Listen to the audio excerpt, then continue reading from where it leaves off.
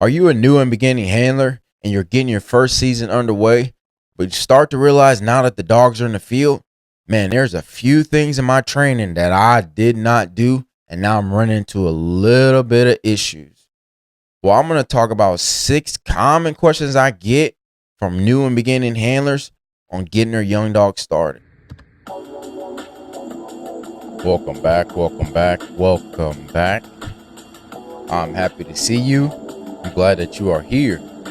I'm your host, Stevie Thomas of Bawlin Kennels, where we help new and beginning handlers create, explore, and perfect the art of hunting dog training through stories, tips, and techniques, and that proper mindset to get you started on the right track. So, I hope everybody's having a good season so far. It's almost in full swing.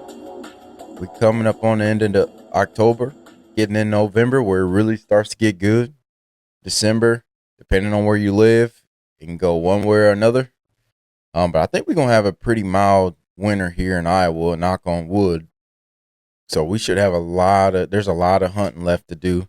There's a lot of memories to be made, and there's a lot of dogs to be ran, let me tell you.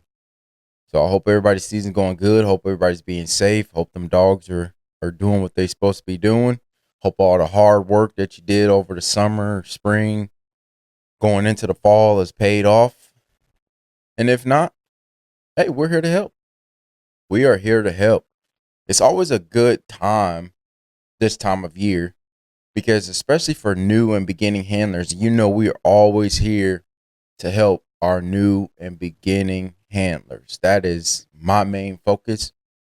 I love sharing what other people have shared with me, sharing the stuff that I've learned along the way, dealing with these dogs. There's always something that you can work on.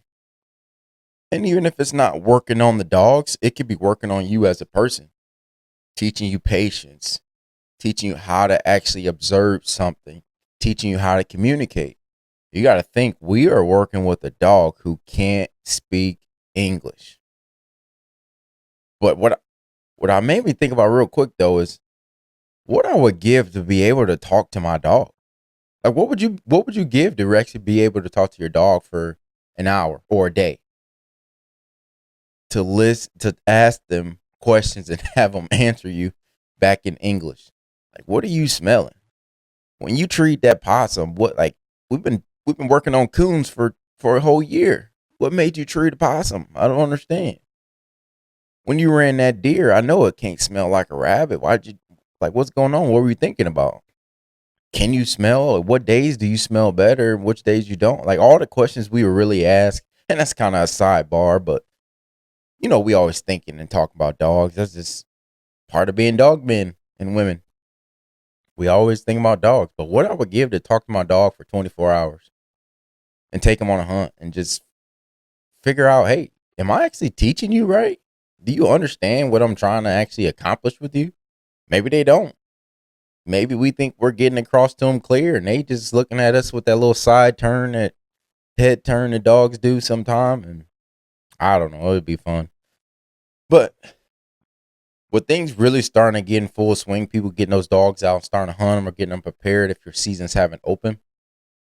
I've actually been getting a decent amount of questions, on Facebook Messenger, on TikTok and some of those places that guys are starting to not say run into issues, but they're having questions. They're getting these young dogs out and trying to help them think of everything. Man, there's so much that really goes into training dogs that, especially new and beginning, you can't always touch on every single thing. You try your best, but some stuff you just don't know until you don't know what you don't know. So you're starting to hunt with these dogs, you're starting to see how they're operating, you're starting to notice that, okay, this is an area I didn't train, but now I see that it's important. Even in the book, I tried to, again, lay out as much basics to get somebody started on the right track. And we're talking about rabbit dogs here, but it could go for coon dogs, bird dogs, the same. Is trying to lay that foundation and get you thinking on some of the stuff you can encounter when you're training these dogs. Because again, When I was kind of new, yes, I had a great mentor who helped me out, but there's a lot of stuff that you're going to learn on your own. There's a lot of stuff that when you're taking these dogs out, you're going to find that, oh crap, I didn't train on that. I didn't even know to train on that. I see this is kind of becoming an issue, or this thing is showing up. Crap. How do I fix it? I don't really know how to fix it. So then you start reaching out for help and that sort of thing. And most people should be, hopefully, willing to share some of that information. If not, we're always here. I'm always here, be able to be reached on, like I said, Facebook, TikTok, Instagram, all those places. You can send me an email, ballinoutkennels.com, ballinoutkennels@gmail.com. I mean, you can get a hold of me and I'll try to help as best I can. But I started to get some messages. So pretty much this episode, I'm just going to try to run through a few of the common questions I've been seeing recently. And again, I will never be a person, you will never hear these words come out of my mouth saying the way that I do it is the way to do it. I just want to give you an option. I just want to share stuff that's either been shared with me or stuff that I've actually done that's worked and helped me with my dogs. Again, there's so many different ways to accomplish the same goal. But I just want to give you options just in case. Like I said, y'all been asking some great questions. And hey, if it's a situation where, hey, I haven't dealt with it, I reach out to my network and my guys and my mentors and everybody who's helped me along the way, and we'll get an answer and we'll learn something together. That's the most important part, that we learn together, because not everybody knows everything. I don't know everything. I won't claim to know everything. But I'm more than willing to share the things that I do know, things that I've learned, things that I've been taught. I hope you're enjoying the episode, but did you know people are becoming more interested in rabbit hunting with beagles, but might not know how to start? Don't worry, I got your back. I wrote a book called Producing a Future Rabbit Dog. In this book, I talk about proven concepts, tips, and techniques that I've been using for the last 10 years on all my rabbit dogs. If you're looking for easy to follow information and a guide to get you started on the right track, go to ballinoutkennels.com and grab your copy. That's Bawlin Kennels, BAWLINOUT Kennels.com. Your future rabbit dog awaits. Let's get back to the episode. So one of the first questions I got not too long ago was, I have a young dog that I've been working with, and we've gone out hunting, or in a training pen, or like we have a club that we hunt that's fenced in, has a bunch of rabbits in there. And while the dog's out doing this thing, we may, while walking the trail, see a rabbit or jump up a rabbit, and we want to call the dog over there to get him on a hot track. But when I call him over there, either the dog doesn't come or the dog doesn't do anything when I do call him over there. How do I get the dog to get on a hot track? You'll hear that a lot with, people training dogs. Say, you got to just go put them on a hot track, get to running. Sometimes it works like that, but sometimes it doesn't always work that easy. Now, if you're with a very young pup, and we're talking under a year old, 3, 4, 5, 6 months old, where you can actually carry them and drop them directly on a hot track, that's something a little different. But if you have a dog that's kind of already running, they're starting to figure things out, you're not carrying them to put them on a hot track. And for somebody new, a hot track is basically, let's say a rabbit was just in that area. You've seen them take off. It's a fresh, laid down track because you saw the rabbit. It's as new of a track as you're going to get, because literally the rabbit just took off from its sitting spot. That's basically a hot track. Sometimes those hot tracks don't work that way. Sometimes that scent is not displayed the best. I've always been taught, most of the time when dogs run rabbits really well, it's because rabbit have a fear, like it's like a fear gland. It's like a fear pheromone that they emit when they're running from something. I know most animals do, and I learned that from my buddy Chris, who is great at, deer tracking dogs. So when they're doing that sort of thing, those deer are running, or they're hurt, or they're shot. They're emitting so many pheromones that come out of their bodies, letting them know, hey, I'm scared or I'm hurt. It emits a different scent than if a rabbit is just hanging out. You're walking past, he's not really getting scared up. and he just kind of hops along or just kind of takes off. That is a completely different scent to where that rabbit knows, oh crap, the jig's up. I'm getting chased. Something is trying to catch me. That scent is going to be completely different than, again, if he just sees you, kind of hops off and does his thing. So sometimes we try to put him on those hot tracks. We get frustrated because the dog is not actually picking up on that. That could be part of the issue. Compared to the rabbit is scared. He knows something is after him. He's going to emit a completely different scent and knows what those dogs really lock on. But some of the things I've done to get that to happen, though, is when I'm working with my pups, and I'm talking about, 2 months, 3 months, somewhere in that range, I do a lot of that work at the house before I ever go to the woods. And one of the ways I would do it is, especially if you have dogs that are in the house or you're handling them, which you should with puppies, you should be handling them as much as time allows for you. Bring them in the house, do this sort of things to get those experiences. For my pups, I would take a piece of cheese. I started with a piece of cheese. Now, you can use dog food if they're a little bit older, whatever treat you really want to use. But I just used a piece of cheese because I knew my pups loved it. I knew it was a decent smell that would come off the piece of cheese. You can use a hot dog. Pieces of a hot dog works the same.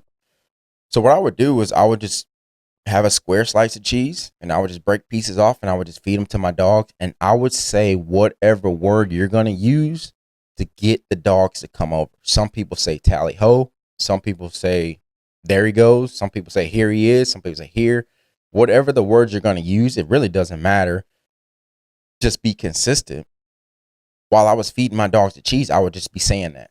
I'd be saying I would get excited. I'm feeding them cheese. They're loving it because they're getting snacks. They're getting treats. They're loving it. So then eventually what I would start to do is I would put the cheese on the ground. Once the dogs got used to hearing me say that, I would just throw little pieces of cheese, like a scavenger hunt for the pups. And while they're out playing in the house or something like that, I would start to say the word I'm going to use. And then the pups learn that, hey, when dad says this word, I usually get a snack. Let me come see what he's doing. And I would start to point, tap the ground right where that piece of cheese was while I'm saying whatever my word is. You would be surprised how fast those pups and how fast those young dogs will learn that when dad says this word, there's something good here. So I would start to point, tap the ground right where the piece of cheese was. And then eventually you upgrade to I would just point. And eventually I would just say the word. And the pups will come in there running and they automatically just start searching, sniffing, trying to find their piece of cheese. It's very similar to what you can do in the woods with the rabbit. Once they get used to you using those words, they'll realize that when dad says there's something good over here that I need to find. And once they get to a point where they know what rabbits are, you've done all your work at the house, they know what rabbit are. They know they can run rabbits or decent at it. They know what the rabbit smell is. You can start to say that, point the ground. Eventually, they will start to pick up, hey, this is what dad is wanting me to do. There's a rabbit over here. I'm going to have to start working to try to get him up. So that's just one option I'd like to use. Again, you can use your dog food, piece of cheese, hot dog, whatever works. You just want to make sure you use the word that you're going to use in the field while you're training those dogs. And again, it doesn't have to be a puppy, but it's way easier if you start when they're very young compared to they're a little bit older. Another question I got was, I have 2 young dogs, and when I take them out, they just want to play. This is part of growing up. You really got to think about, okay, if you're back in high school or even middle school, and let's just say it's the first day of school or first couple of days of school, you're trying to find your classes and that sort of stuff. And one day you walk into your class and who do you see? Your best buddy is sitting in that class. You would be super excited, right? Like everybody's like, oh man, my homeboy, my buddy, he's in this class. We about to have fun. And then it comes a mistake of the teacher actually put y'all sitting right next to each other. How much learning do you think is gonna take place in that class with you and your best buddy and y'all sitting right next to each other and you're all in the back of the classroom? Y'all, more than likely, y'all gonna be fooling around. That's just what we all did at one point in time. It's just what's gonna happen. Compared to when you're in your other classes, your buddy's not in there, you're more apt. You don't really have a whole lot of friends in that class. You know the people, you get along with them, you do your work. but it's not like having your best buddy in the class. That's really no different when it comes to these dogs and pups. Pups have a buddy that's their same age. They know who it is. They can wrestle around. They can play. They can have fun. They're just like kids in that aspect. That's what they're going to do. But playing is a part of learning how to hunt. If you really watch young pups, you'll see some of those traits to where they may have some of their litter mates over there playing, not paying attention. And you'll watch that one pup. He's crouched down. He's starting to inch towards. He's actually stalking his litter mate. And then boom, he'll take off and tackle him and they get to wrestling around. Playing is part of learning how to hunt. It comes with a maturity. As they mature, as they start to grow, they will usually come out of that. But you really want them to have fun out there. The more fun those dogs have out in the field, it'll take some patience on your end, but the more fun that those dogs can have out in the field, the more apt they're willing to go out and do stuff, go out and hunt, go and explore. One way to combat it, though, is taking them with older dogs, taking them with dogs that really won't play as much. Now, you have to battle the aspect of sometimes those pups may not range as far. They may hang out a little bit. They may go out with the older dogs for a little bit. They may come out for a little bit back and forth. That's just part of it, too. But as they get older, as they mature, most dogs usually come out of that. But again, I would train them separate with an older dog until they get to a point where they really don't play and it's a little bit more focused. Hey, I just really want to say thank you. Thank you for supporting Bawlin Out Kennels, whether that's on Facebook, YouTube, if it's on TikTok, if you bought a book, visited the website. I just really want to say thank you. And I want to offer a 10% off on Bawlin Out Kennel apparel. I'm talking about the hoodies, the shirts, long sleeves, short sleeves, sweatshirts, some of the shirts that I'm wearing right now. I just really want to say thank you. If you just go to ballinoutKennels.com, when you go to checkout, again, it's for apparel items only. Just type in BOK25 in the discount code section. You'll get 10% off.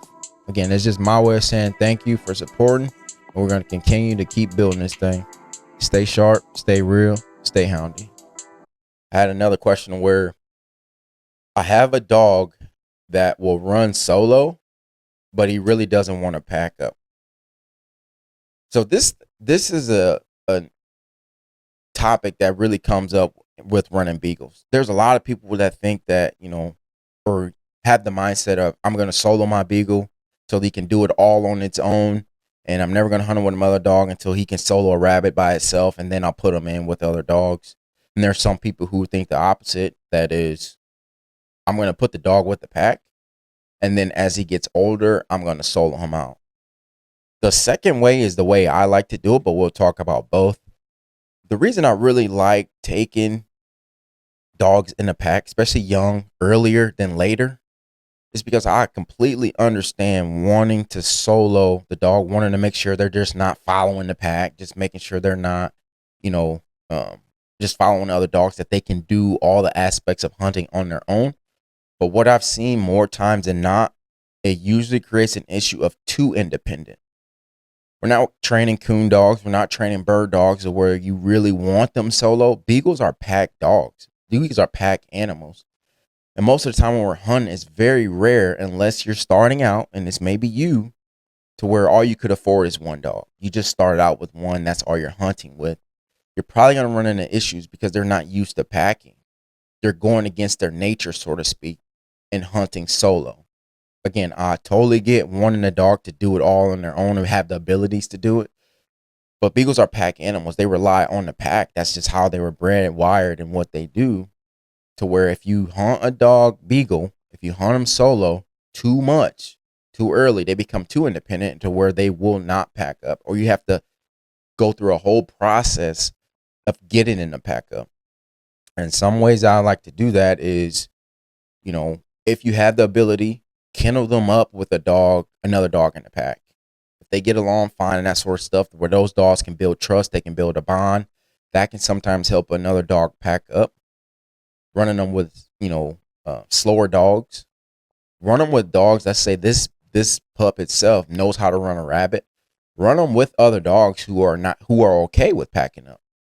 So instead of that dog having to pack up, the others will pack up with him if he's right. and then they'll still kind of generate the same result.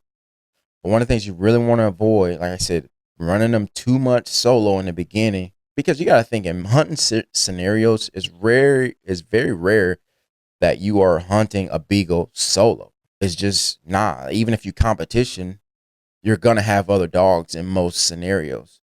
If you're rabbit hunting, again, unless that's all you have, you're gonna run the dogs in a pack.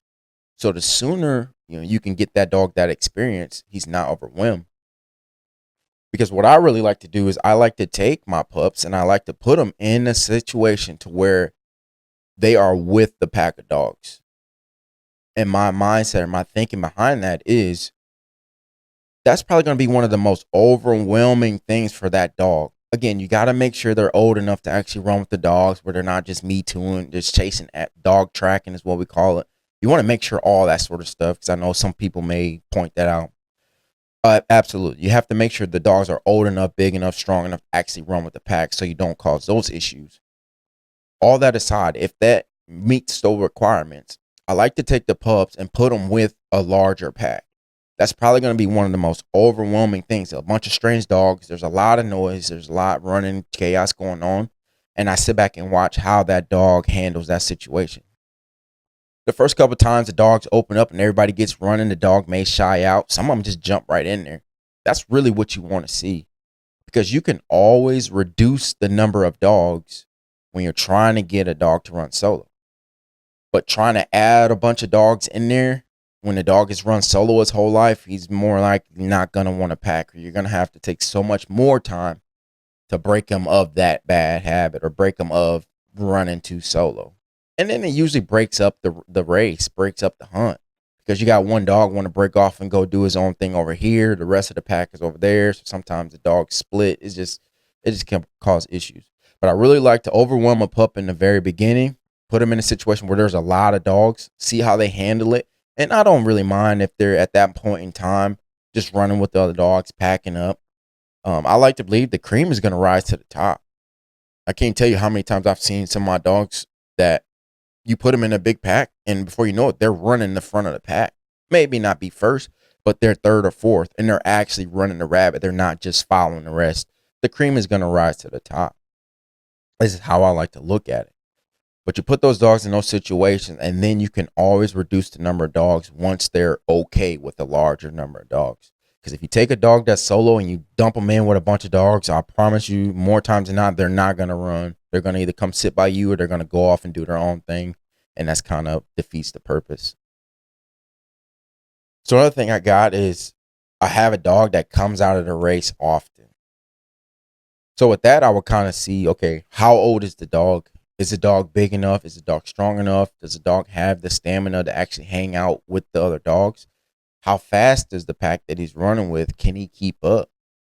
There may be a situation where the dog they're just too fast for him. He loses and he just doesn't want to do it anymore. But if you have a dog that has all the capabilities and he still comes out, what I've done with some of my dogs, and I remember my dog Benny, and he's passed on. I miss that dog every single day. Benny was a legit, people say it all the time, rabbit dog. No, Benny was a rabbit dog. He would run, jump, anything you want him to do in the rabbit woods, he could do it, and he did it with style. I mean, I was so hurt when that dog is gone, and I wish, I could always get him back. But with him, when he was first starting out, sometimes he would come out of the race pretty early, pretty quick, and just keep coming out. Sometimes he wanted to say hi to me, and, that was my buddy. I love on my dogs a lot, so I get that part of it. But sometimes the other dogs are running them, and he just wanted to come out. One thing I've done is I tied him to a tree. I leashed him up, and I just tied him to a sapling while the other dogs was running, and I walked off. He wanted to go so bad, and I had the luxury of having a rabbit actually run right close enough to him while he was tied up for him to see the rabbit. He was going wild trying to get off that leash. But I just walked off and let him kind of think about it. You're missing all the fun. Keep coming out to me. I'm not where the fun is. The fun is with the pack. The fun is trying to chase these rabbits. You know what a rabbit is. That's where your fun is. And each time he would come out, I would leash him up, tie him to a tree or a sapling, or take him back to the truck if it wasn't too far. Let him hear the other dogs running, Eventually, he started to learn it's more fun doing that, and he would never come out of race again. He always just start running front. I mean, it just really turned him on. That's something you can let the dog see that they're missing out on the fun by coming out and checking in with you a lot.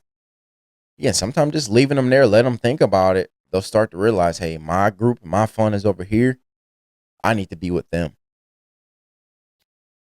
Another question I got, and again, this is just some of the things that I've done and learned and used. But again, there's still so many ways to accomplish this. How many dogs should I run with when I'm first getting going? And I kind of touched on it just a little bit ago. I would run them with as many dogs as you can. That's reasonable.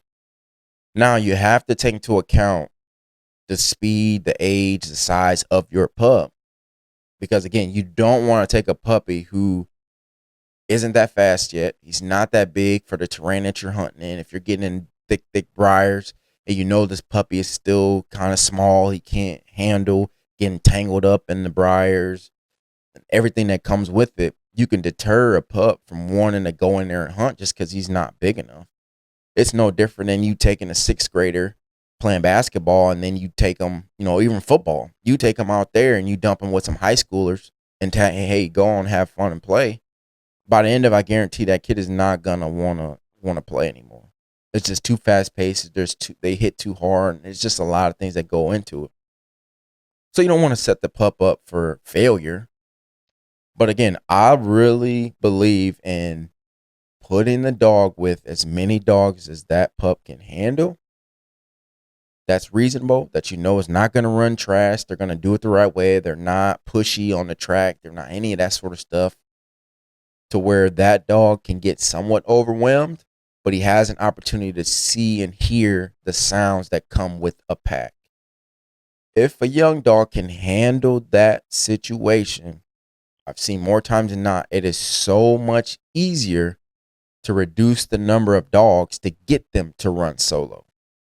Now, it may take, a couple years. And again, for me, not that I don't mind a dog running solo. I do solo work with some dogs when I see they need it. But there's a pack dogs. And I believe cream is going to rise to the top, as I've said. That's just what I like to believe, to where if you have a dog that has the abilities and you keep putting him in the environment, he's going to show his skills one way or another. They're going to come out if he has that built in him and you give him as many opportunities to be great. You give him the opportunities to show his skills and ability. Now, that's probably not going to come with 7, 8 dogs in the very start. But again, as you put them with 7, 8 dogs, and I'll do it with my buddies, I'll let them know, hey, how many dogs you bring? Hey, bring whatever you want to bring. I'm going to bring X amount. I have a young dog. I'm just going to put them in there and see what they do. Again, that first couple races, they may be overwhelmed looking around like, what the heck? There's a lot going on. But eventually they'll see, oh, this isn't so bad. This is where all the fun, and they'll dump in. If you don't have an opportunity to run with a lot of dogs, if you don't have a lot of friends, I would try to get with people who have dogs that you can run with that are around, what we talked about. They're not mean. They're not super fast. They run the right way. They run the track good. They don't run trash.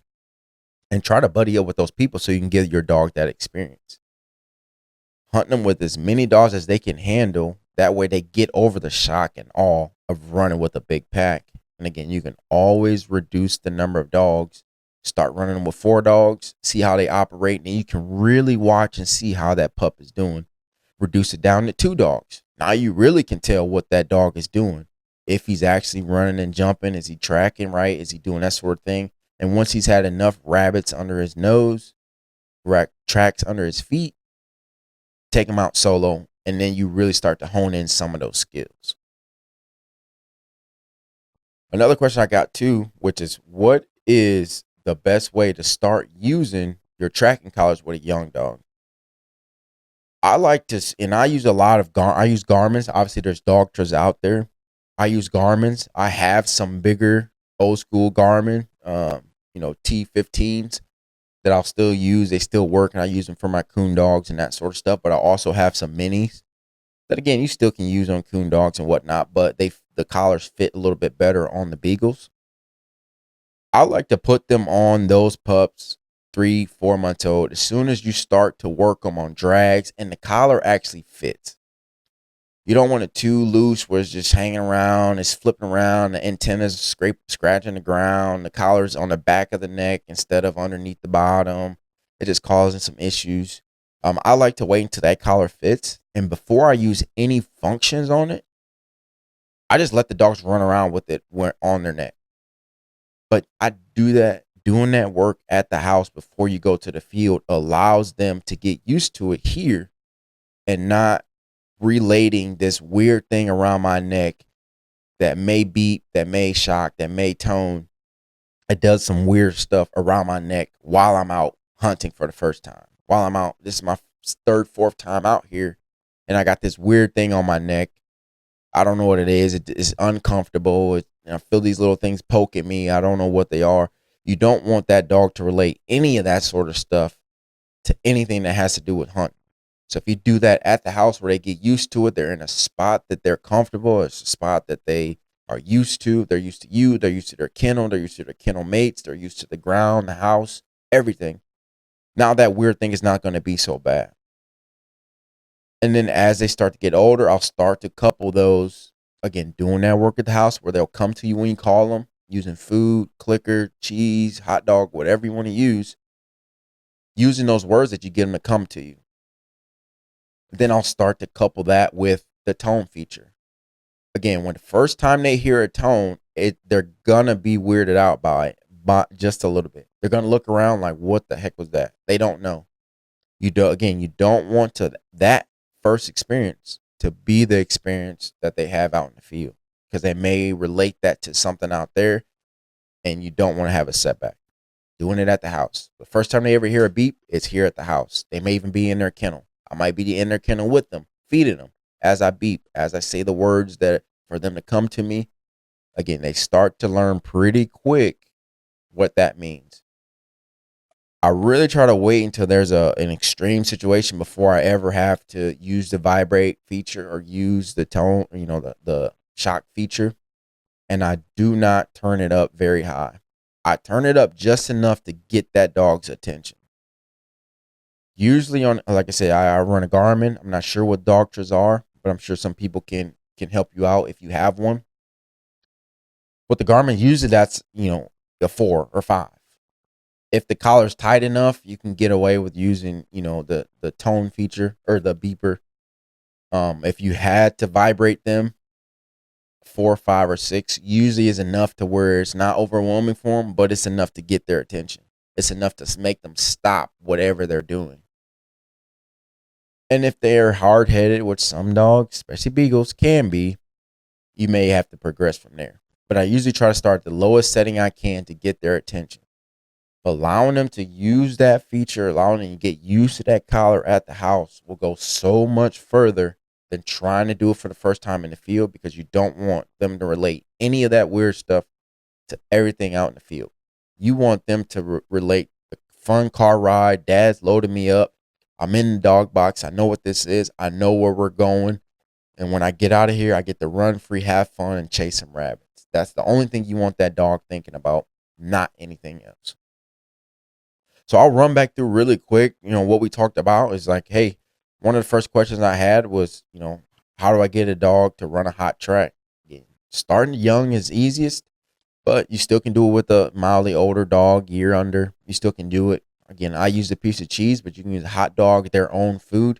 You're going to have to couple the words you want to use to get that dog to come to you with feeding them, rewarding them. And then eventually those dogs will learn that, hey, when dad says this word, there's something good over here I need to come check out.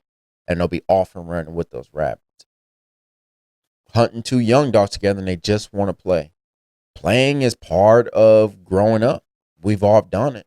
It's part of being a dog. It's part of actually learning how to hunt. A way to combat that is hunting them by themselves, or hunting them with older dogs that do not play. Again, it definitely comes with the maturity thing. If the dogs are not mature enough to handle hunting just yet, they're going to play regardless if you hunt them with older dogs or not. So just making sure they're old enough, making sure they're mature enough, making sure they're in the headspace to want to hunt before you start pushing them too much. But I would hunt them by themselves or with older dogs to limit the play. Have a dog that will run solo but will not pack up. If you have a way, again, to hunt with somebody who do pack, if you have an option to pack your dog up with another kennel mate to where they buddy up, they become friends. That way they'll trust each other. They're more apt to run together. If you have an option to hunt with buddies who have dogs and try to pack up as much as possible, even if your buddy will allow you to borrow a dog or two for a week or 2 weeks so you get your pup used to hunting with other dogs, it'll go so much further doing it early on than hunting them solo a lot and expecting them to want to jump in and pack. Having a dog that comes out of the race often. Sometimes it takes removing them from the race, letting them sit on the sideline and watch everybody else have fun for them to realize that, hey, this is what we're out here to do. And then again, this can come with maturity. If they're pups, you want to keep it as fun, as exciting for them as possible while they're out hunting. So to relate the fun to hunting. They come out often. Again, sometimes putting them on the sideline will help them a little better figure out, hey, my fun is over here with the group, with my guys, running bunnies, compared to walking with dad. How many dogs should you hunt with the young dog when you first get them going? Again, there's two schools of thought. Some people will not run with a lot of dogs. I like to run with 7 or 8 if I have the buddies or I have the dogs myself, just because I like to somewhat overwhelm that dog and get them used to the noise, get them used to the chaos of running with other dogs, because you can always reduce the number of dogs to get them to run with any number outside of that. If they can handle running with 5, 6, 7 dogs, they can very well handle running with 1 or 2.